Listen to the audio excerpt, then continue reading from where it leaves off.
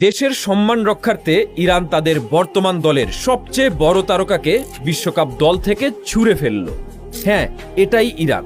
আত্মমর্যাদা আর শৃঙ্খলার প্রশ্নে এক আপোষহীন নাম।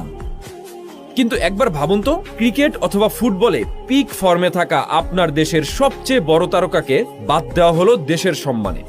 তাহলে কি হতো? এতক্ষণে ওই তারকার ভক্তদের কান্নার রোল পড়তো। মাঠের তারকা আর তার ব্যক্তিত্ব দুটি আলাদা সত্তা, আলাদা মানুষ, এমন রব প্রতিষ্ঠিত করা হতো। কিন্তু ইরানকে দেখুন, তারা নিজের দেশের ফুটবলের সবচেয়ে বড় তারকা সর্দার আজমুনকে দল থেকে বাদ দিয়েছে। অথচ ইরানের একজন মানুষও টু শব্দ করছে না, বরং সিদ্ধান্তকে সাধুবাদ জানাচ্ছে।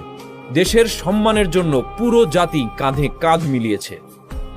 আন্তর্জাতিক ফুটবলে 91টি ম্যাচ খেলে গোল করেছেন 57টি। তাকে ছাড়া বিশ্বকাপে ইরানের জাতীয় দলের কথা ভাবাই যায় না। ইরান ফুটবল প্রেমীদের কাছে আজমুন ভালোবাসার এক নাম। অথচ সেই আজমুনকে ছুঁড়ে ফেলে বিশ্বকাপ দল ঘোষণা করেছে ইরান। কেন জানেন? শুধুমাত্র ইরানের সম্মানে আঘাত লেগেছিল বলে। ইরান যখন যুদ্ধে আরব আমিরাতের মুখোমুখি, তখন আজমুন দুবাইয়ের শাসক ও দেশটির প্রধানমন্ত্রী মোহাম্মদ বিন রাশিদ আল মাকতুমের সাথে সাক্ষাতের একটি ছবি নিজের ইনস্টাগ্রামে পোস্ট করে।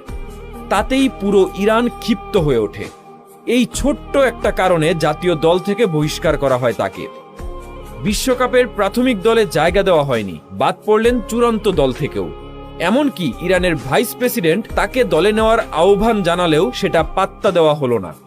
ফলাফল, দেশের সবচেয়ে বড় তারকাকে ছাড়াই বিশ্বকাপে যাচ্ছে ইরান ফুটবল দল। আজমুনের ভক্তরাও সেটাকে সাধুবাদ জানিয়েছেন। এই ইরান সবাইকে শেখায় দেশপ্রেম এবং দেশের পতাকার সম্মানকে কিভাবে আগলে রাখতে হয়।